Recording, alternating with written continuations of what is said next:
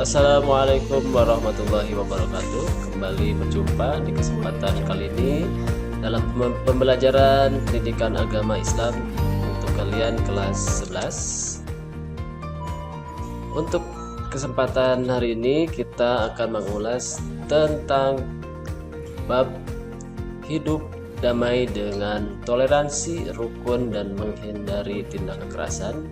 Yang dalam kesempatan ini kita akan mengulas lebih dalam tentang toleransi yang substansinya ada dalam Quran surat Yunus ayat 41. Berikut adalah kompetensi yang nanti diharapkan dapat kalian peroleh, yaitu pertama, meyakini bahwa agama mengajarkan toleransi, kerukunan, dan menghindari diri dari tindak kekerasan.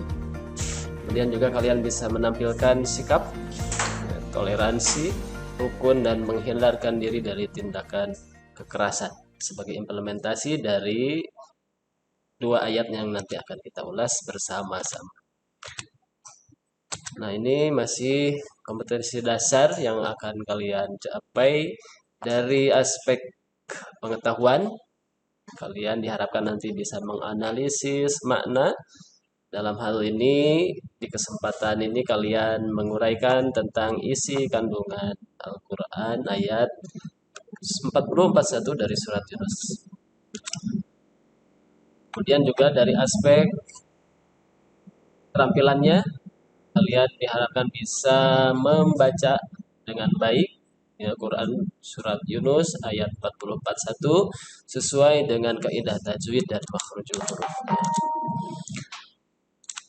Ini indikator-indikator yang diharapkan dapat kalian capai, di mana kalian nanti diharapkan bisa menunjukkan contoh-contoh perilaku toleran dan menghindari tindak kekerasan sebagai implementasi dari pemahaman dua ayat yang nanti akan kita ulas.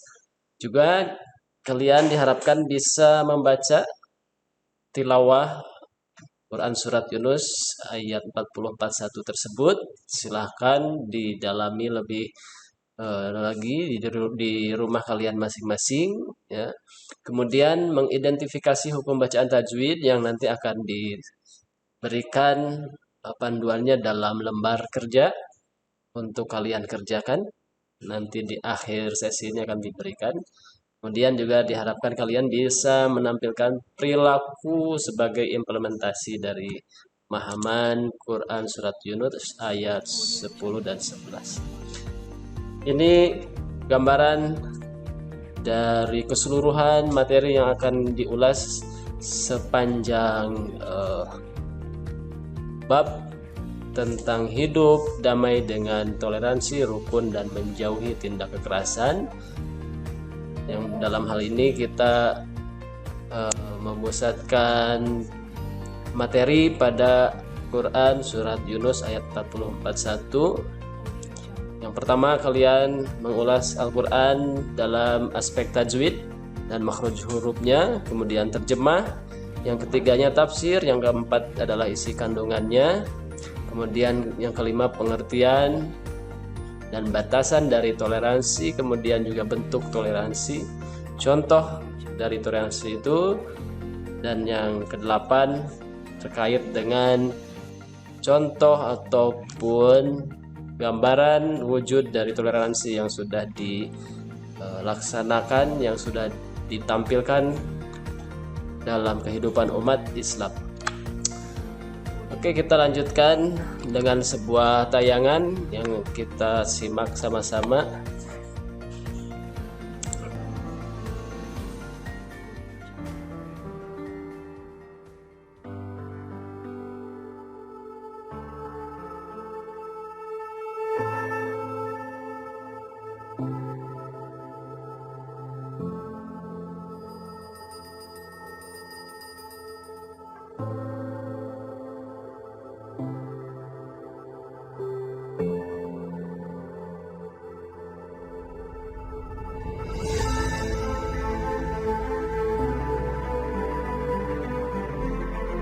Pejamkan mata, Rasakan angin berhembus.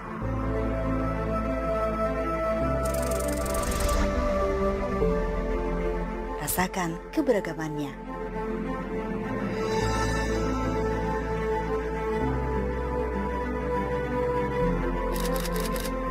Bukankah indah jika berbeda? Di mana letak indahannya jika semua rasa itu sama? Inilah Indonesia, negeri dengan berjuta rasa keberagaman.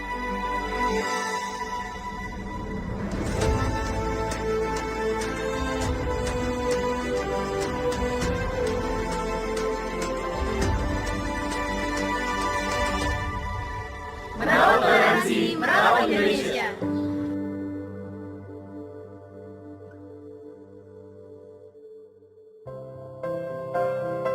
Toleransi merangkul beragam dimensi untuk saling berbagi dan mendapatkan perlakuan setara antar sesama.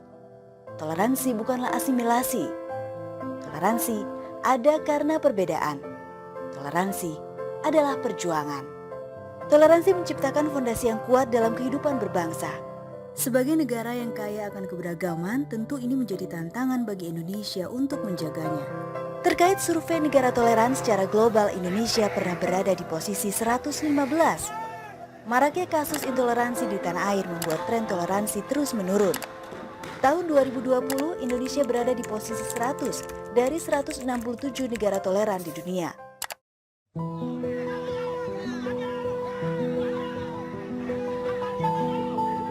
Suburnya isu intoleransi dan diskriminasi terhadap minoritas terus meningkat sepanjang tahun politik nasional 2019. Dari catatan Setara Institut selama rentang waktu 2014-2019, telah terjadi 846 peristiwa pelanggaran kebebasan beragama dan berkeyakinan dengan 1060 tindakan. Ini artinya terjadi rata-rata 14 peristiwa dengan sekitar 18 tindakan pelanggaran setiap bulannya.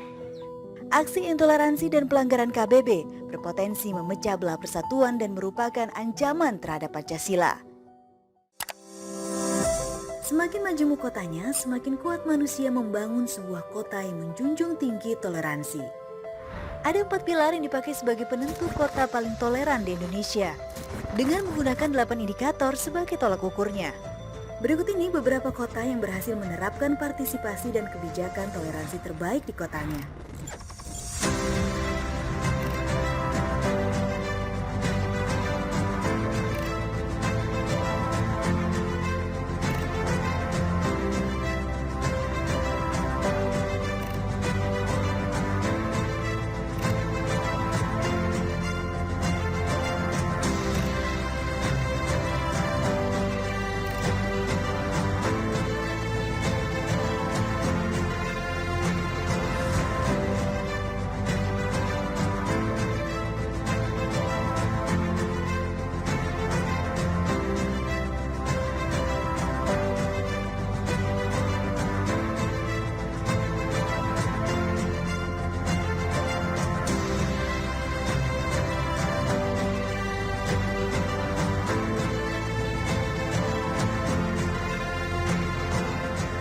Butuh sinergi yang erat antar masyarakat dan pemerintah.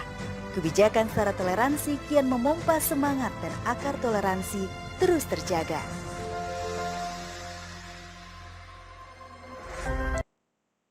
Ya, itulah tadi sebuah tayangan yang mudah-mudahan bisa memberi inspirasi untuk kita bahwa semakin berkembang kemajuan di sebuah wilayah, maka seharusnya juga semakin tinggi tingkat toleransi di antara masyarakatnya, karena itu yang nanti akan mendukung perkembangan sebuah masyarakat di bidang ekonomi, sosial, politik, kebudayaan, dan segala aspek lainnya. Baik, kita lanjutkan bagaimana sisi ataupun sudut pandang Al-Quran memandang tentang perbedaan yang nanti akan terkait dengan toleransi, yaitu pada Quran Surat Yunus ayat 40 dan 41. Dalam kesempatan ini yang akan diperdalam adalah bagaimana kalian bisa menguasai aspek pembacaan Al-Quran, tilawah Al-Qurannya, masuk juga nanti dalam hal mendalami cara baca sesuai dengan hukum-hukum tajwidnya, ya, sehingga kita bisa lebih baik lagi, atau mudah-mudahan kalian bisa lebih termotivasi untuk bisa meningkatkan lagi kualitas kemampuan tilawah Al-Quran. Ini adalah ayat Quran surat Yunus ayat 40, ya.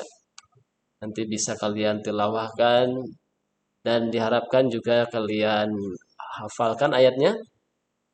Kemudian kalian cermati artinya dan bagaimana isi kandungannya, ya, sehingga nanti bisa menambah lebih luas lagi wawasan kita terkait dengan materi pada bab ini. Ayat 40 Quran surat Yunus kita akan baca bersama-sama.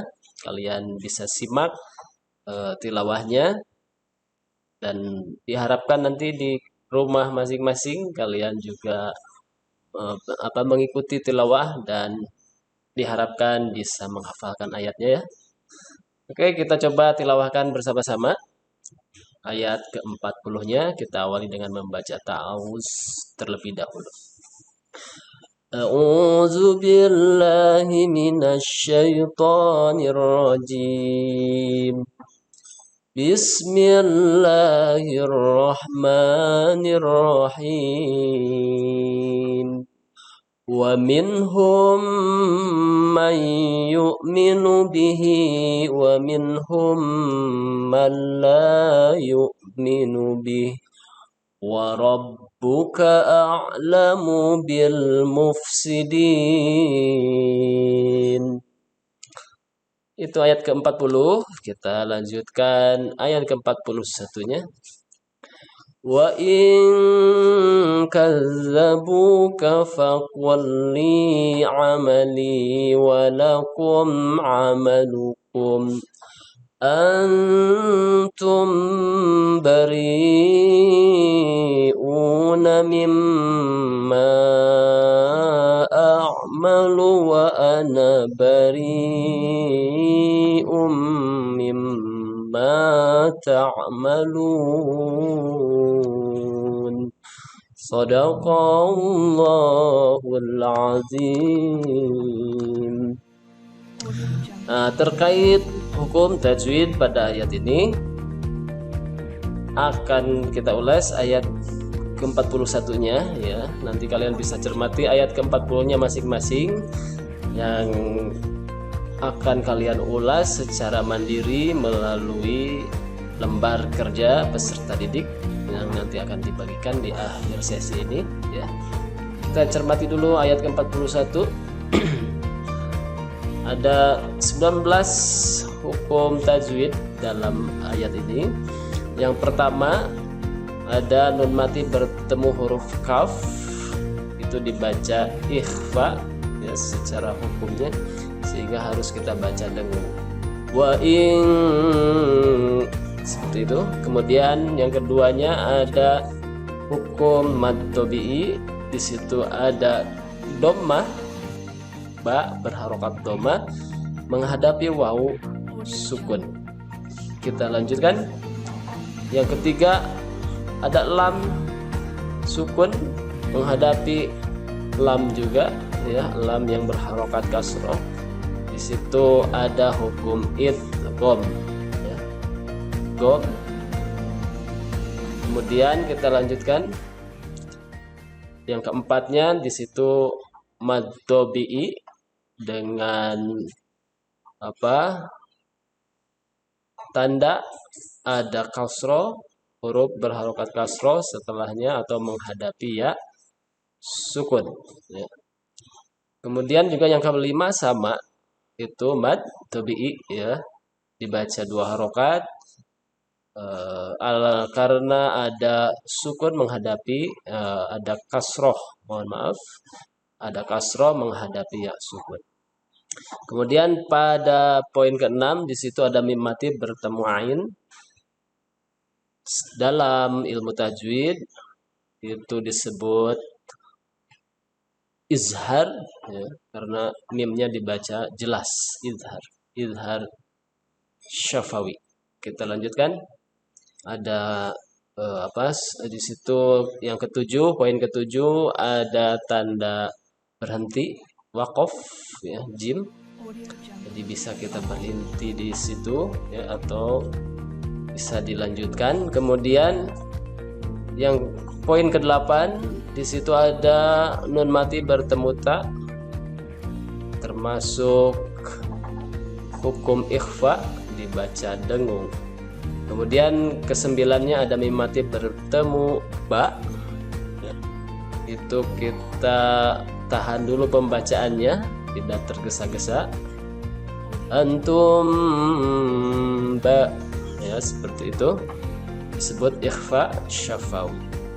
Kemudian poin ke-10-nya ada mad tabi'i atau mad asli bertemu dengan hamzah, sehingga harus dibaca lebih panjang dengan tanda seperti halis di atasnya ya.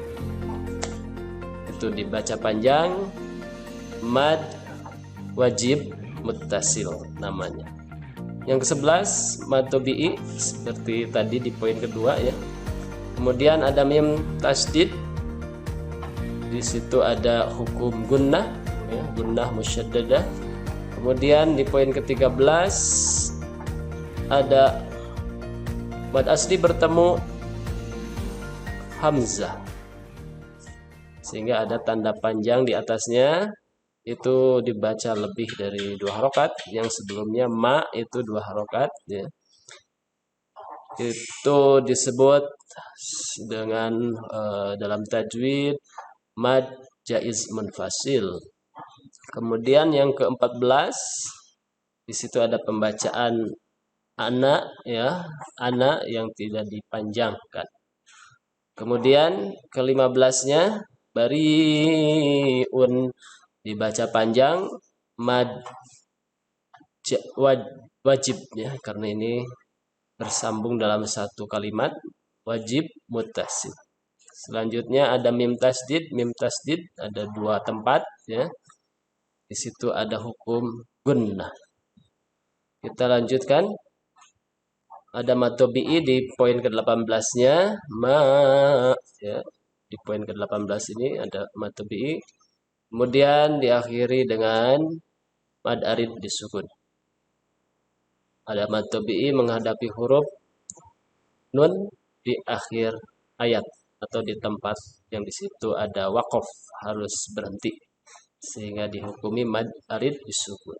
Nah, mudah-mudahan kalian nanti bisa menguraikan ayat ke-40-nya ya, sebagaimana tadi disampaikan. Nanti kalian secara mandiri akan mengulas masing-masing. Kita lanjutkan kepada arti dari ayat yang sudah kita baca tadi. Ayat ke-40 ini dia artinya. Dan di antara mereka wa minhum may yu'minu, ada orang-orang yang beriman, yaitu maksudnya adalah pada Al-Quran, may yu'minu bihi, wa minhum man lam yu'minu bih, dan di antara orang-orang juga ada mereka orang-orang yang tidak beriman kepada Al-Quran tersebut. Nah, kemudian di akhir ayatnya disebutkan wa rabbuka a'lamu bil mufsidin, sedangkan Tuhanmu itu Allah Subhanahu wa taala lebih mengetahui tentang orang-orang yang berbuat kerusakan. Ayat ini menjelaskan pada poin yang kita garis atau kita beri warna hijau, ini menunjukkan sikap manusia yang selalu berbeda-beda. Cara pandang, cara pikir manusia, sudut pandang setiap orang, ya, sikap setiap orang pasti akan berbeda-beda, termasuk juga sikap orang-orang di sekitar Rasulullah SAW. Ketika Rasulullah diutus, tidak semua orang sebagaimana yang diharapkan Rasulullah. Di antara orang-orang musyrik, ada yang mereka kemudian bertobat dan beriman kepada Al-Quran yang dibawa. sebagai risalah Rasulullah Shallallahu Alaihi Wasallam, dan ada juga yang mereka enggan untuk menerima risalah yang dibawa oleh Rasulullah. Maka dari perbedaan itu, ini harus menjadi hal yang bisa dimaklumi sebagai sebuah dinamika di dalam bermasyarakat, di dalam berinteraksi dengan orang lain. Tidak selalu apa yang kita harapkan senantiasa seperti apa yang terjadi. Ya. Dan Allah lah yang lebih tahu tentang siapa orang-orang yang mereka berbuat kerusakan. Orang-orang yang menentang Rasulullah SAW ada berbagai motif, ada berbagai motivasi mereka berbuat seperti itu. Ada yang memang secara emosional mereka terdorong untuk menentang Rasulullah, dan ada juga mungkin yang mereka mendapatkan tekanan, ya, mendapatkan ancaman sehingga harus melakukan penentangan terhadap dakwah Rasulullah SAW, dan Allah lah yang lebih tahu siapa di antara mereka yang berbuat kerusakan itu. Kemudian ayat ke-41 kita baca artinya. Dan jika mereka tetap mendustakanmu wahai Muhammad, fa in kadzabuka fakul, maka katakanlah, li amali walakum amalu, bagiku adalah amalku atau pekerjaanku, dan bagimu adalah pekerjaan. Bagi kalian adalah amal kalian sendiri. Jadi di ayat 41 Allah menegaskan kembali akan ada orang-orang yang memiliki sikap yang berbeda dari apa yang diharapkan atau diinginkan oleh Rasulullah SAW, dan itulah dinamika di dalam kehidupan. Maka kata Allah Subhanahu Wa Taala, katakanlah wahai Muhammad bahwa amalku itulah yang akan menjadi pekerjaanku, dan bagi mereka adalah amal mereka sendiri.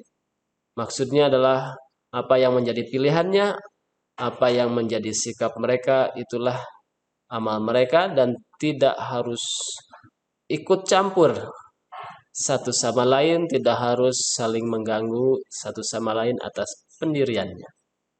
Karena manusia memiliki pilihan-pilihannya masing-masing sebagaimana yang mereka kehendaki.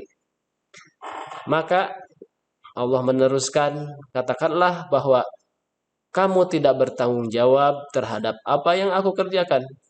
Keyakinan yang sudah diambil, keyakinan yang sudah diputuskan oleh seseorang, maka tidak ada seorang pun yang memiliki tanggung jawab terhadap apa yang telah dikerjakannya.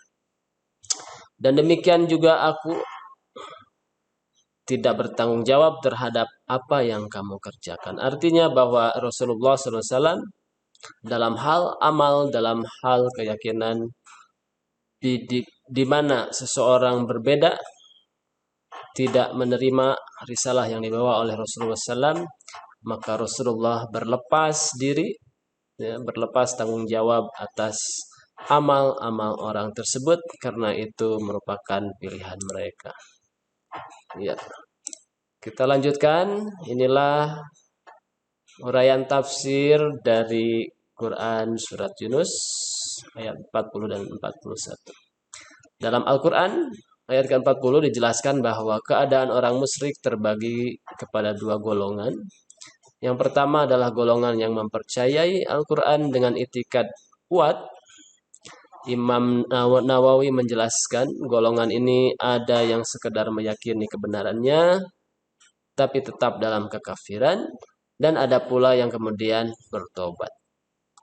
Kemudian golongan kedua adalah golongan yang tidak mempercayai Al-Quran serta terus-menerus di dalam kekafirannya.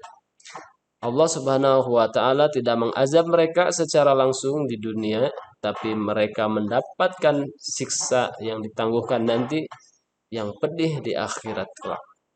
Dalam ayat ke-41 Allah Subhanahu wa taala menjelaskan tugas Nabi Muhammad menyampaikan risalah dan tidak diperintahkan untuk menghakimi mereka apabila mereka mendustakan Al-Quran dan menyekutukan Allah Subhanahu wa taala. Mereka telah berlepas diri dari apa yang dilakukan oleh Nabi Muhammad SAW. Maka demikian juga Rasulullah SAW bersikap berlepas diri atas amal dan perbuatan orang-orang musyrik yang mereka enggan menerima risalah Rasulullah SAW.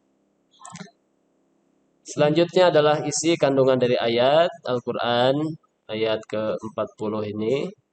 Yunus ayat ke-40. Setidaknya ada 6 poin. Yang pertama adalah bahwa orang musyrik ada yang meyakini kebenaran Al-Quran, kemudian bertaubat, ada pula yang tetap di dalam kemusyrikannya meskipun mereka meyakini kebenarannya tersebut. Kemudian dalam realitas, poin kedua, dalam realitas kehidupan banyak juga kita jumpai orang yang menurut pandangan manusia terlihat berbuat baik. Namun kita tidak tahu seperti apa yang ada di dalam hati orang tersebut. Bisa saja ada penyakit-penyakit hati seperti ria, ingin pamer, ingin dipuji. Allah benar-benar mengetahui siapa yang benar-benar ikhlas dan yang tidak. Kemudian yang ketiga, menyekutukan Allah, menganiaya diri, dan menentang hukum Allah termasuk perbuatan merusak di bumi Allah, dan mereka memiliki konsekuensi atas perbuatannya di mana akan mendapat azab Allah Subhanahu wa taala di akhirat nanti. Kemudian yang keempat, kewajiban Nabi Muhammad SAW tiada lain hanyalah sebatas menyampaikan perintah Allah Subhanahu wa taala yang mengandung peringatan, janji pokok dan pokok-pokok ajaran Islam. Yang kelima, Nabi Muhammad tidak diperintahkan menghakimi mereka orang-orang musyrik walaupun mereka mendustakan Al-Quran dan menyekutukan Allah Subhanahu wa taala. Kemudian poin keenam, setiap orang bertanggung jawab terhadap perbuatannya. Dalam Al-Quran disebutkan tadi, li amali walakum amalukum. Jadi setiap orang akan bertanggung jawab atas perbuatannya masing-masing dan tidak akan menanggung perbuatan yang dilakukan orang lain. Ya, tidak akan dibebani siksa atas kesalahan orang lain. Kemudian ini adalah yang mencerminkan sikap yang mencerminkan ayat ke-40 dan 41 dalam surat Yunus. Yang pertama, menjadikan Al-Quran sebagai pedoman hidup dan peringatan untuk selalu bertaubat kepada Allah Subhanahu wa taala. Yang kedua adalah berusaha melakukan kebaikan dan kemaslahatan serta menjauhi perbuatan yang mengakibatkan kerusakan di muka bumi. Kemudian yang ketiga adalah tetap bersemangat dan tidak berputus asa dalam berdakwah sebagaimana yang dilakukan oleh Rasulullah SAW. Sekalipun banyak tantangan, rintangan, halangan, karena kita sebatas sebagai pemberi peringatan, bukan untuk memaksakan apa yang menjadi tanggung jawab dakwah, dan juga bukan pemberi sanksi atas kekafiran orang-orang yang menentang. Poin yang keempat adalah tidak menggunakan cara paksa, ancaman, apalagi kekerasan dalam menjalankan dakwah. Ini tercermin dalam perjalanan sejarah umat Islam, di mana Islam diajarkan, didakwahkan kepada masyarakat bahkan sampai ke Nusantara dengan cara yang damai, dengan cara yang dapat diterima oleh lapisan masyarakat. Kemudian poin yang terakhir, tetap menjaga kesantunan dalam bertutur kata dan bertindak meskipun orang yang kita ajak menolak atas hal tersebut. Itulah gambaran tentang toleransi.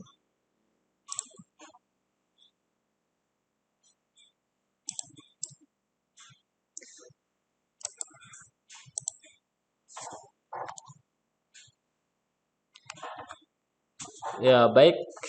Selanjutnya di sini kalian memiliki tugas ya, secara kelompok yang nanti akan dipandu dalam LKPD setelah selesai ataupun di penghujung kegiatan ya akan kalian dapatkan.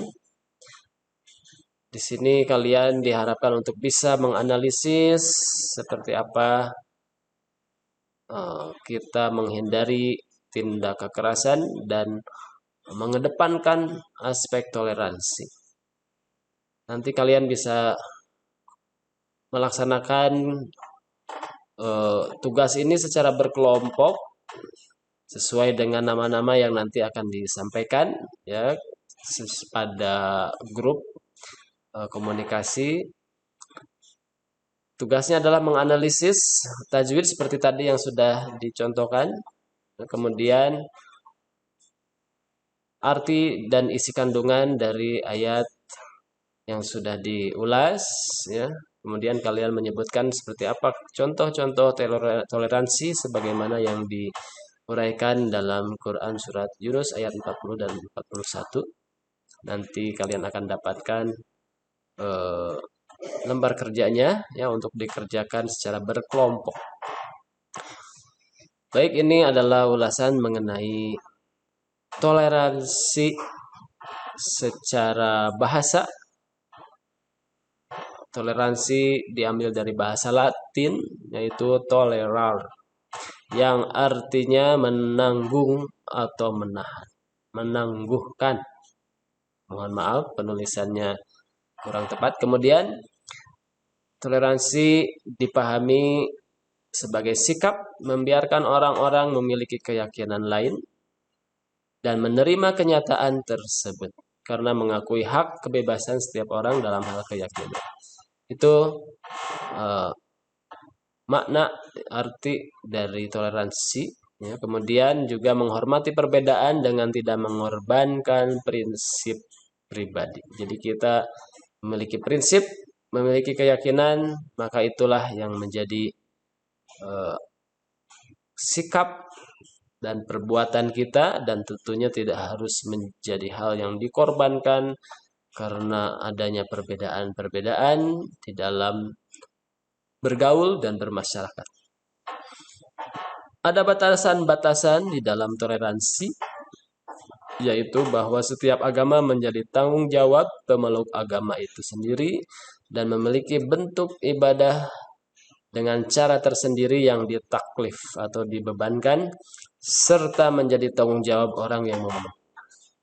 Sehingga antar umat beragama kita dianjurkan untuk saling menghargai, menghormati atas apa yang sudah menjadi keyakinannya masing-masing. Toleransi dalam pergaulan hidup umat beragama bukanlah toleransi dalam masalah-masalah keagamaan, melainkan perwujudan dari sikap keberagamaan. Jadi sikap dalam keberagamaan, bukan masalah-masalah keagamaan. Dalam pergaulan hidup antar orang yang tidak seagama, di situ kita harus memperhatikan sikap keberagamaan kita. Dalam masalah kemasyarakatan atau kemaslahatan umum. Kita lanjutkan. Inilah bentuk-bentuk dari toleransi yang bisa kita cerminkan di dalam bermasyarakat, bergaul, berinteraksi dengan orang lain. Yang pertama adalah memberikan kebebasan atau kemerdekaan.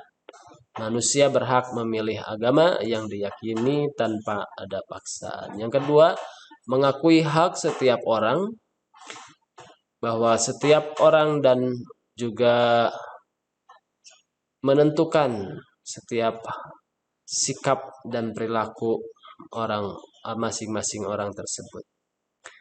Kemudian yang ketiga, menghormati keyakinan orang lain. Kita tidak boleh memaksakan kehendak pribadi kepada orang atau golongan lain. Yang keempat, saling mengerti. Tidak akan terjadi sikap saling menghormati kalau tidak ada sikap saling mengerti. contoh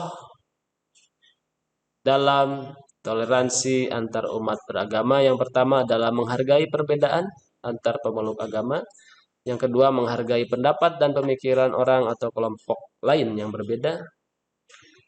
Selanjutnya, saling tolong-menolong untuk kemanusiaan. Jadi, ada aspek-aspek lain yang kita bisa sama-sama saling membangun, ya, saling membantu, termasuk dalam hal kemanusiaan tanpa memandang suku, agama, atau ras. Oke, baik. Selanjutnya, inilah yang harus kalian kerjakan secara mandiri, individu. Di sini ada link Google Form yang harus kalian isi. Kalian jawab sebagaimana ulasan yang tadi sudah kita dalami tentang toleransi yang terkandung di dalam Quran surat Yunus ayat 40 sampai 41. Nanti akan kita share juga link ini pada grup kelasnya sehingga kalian bisa mengcopy dan mengerjakan soal pada Google Form ini dengan mengklik link yang dibagikan pada grup kelasnya. Baik, terima kasih atas perhatiannya, dan ini tugas kelompok yang harus dikerjakan bersama-sama, yaitu LKPD yang di-share juga pada grup kelas kalian. Nanti di situ sudah ada panduannya kalian untuk mengisi kandungan ayat dari Quran surat Yunus 44:1. Silakan kalian perdalam lebih jauh lagi per ayatnya. Ayat ke-40-nya berbicara tentang apa, isi kandungannya bagaimana, ayat ke-41-nya juga seperti apa, kalian uraikan di situ lebih dalam lagi. Kemudian di situ juga kalian diminta untuk menjelaskan aspek tajwid dari ayat ke-40. Silahkan kalian mencari referensi dan juga tambahan-tambahan wawasan tentang keilmuan tajwid dari sumber-sumber yang lain. Kemudian ini yang menjadi tugas kelompok sebagai hasil dari yang kalian ulas, kalian pelajari, yaitu kalian membuat presentasi yang isinya mengenai isi kandungan ayat dari Quran surat Yunus 44:1, dijelaskan secara berkelompok. Silakan kalian bikin presentasinya dengan sederhana tapi jelas, ya. Kemudian rujukannya juga kalian lengkapi dari mana sumber-sumber informasi yang kalian dapatkannya. Juga nanti aspek penjelasan tajwidnya adalah ada yang membacakan ayat per ayatnya, ya, ayat ke-40 oleh satu orang, ayat ke-41-nya dijelaskan oleh satu orang juga.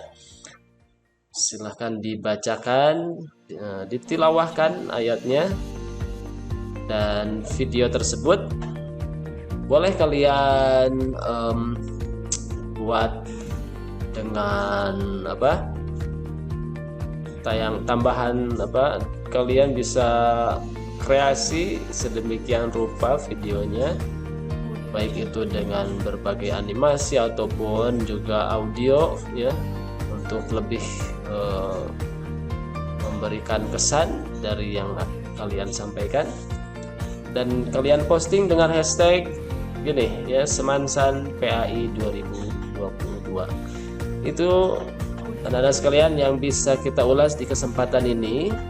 Silahkan untuk secara mandiri mengerjakan tugas yang sudah di-share linknya dan juga tugas kelompok untuk bisa lebih mendalami lagi, lebih luas terkait toleransi yang juga nanti akan berkaitan dengan kerukunan dan menjauhi tindak kekerasan. Terima kasih atas perhatiannya. Mudah-mudahan apa yang kita ulas pada kesempatan hari ini dapat bermanfaat untuk kita semua, semakin membangun kepribadian kita lebih baik lagi, lebih semangat untuk mencari ilmu dan juga bisa membagikan ilmu itu.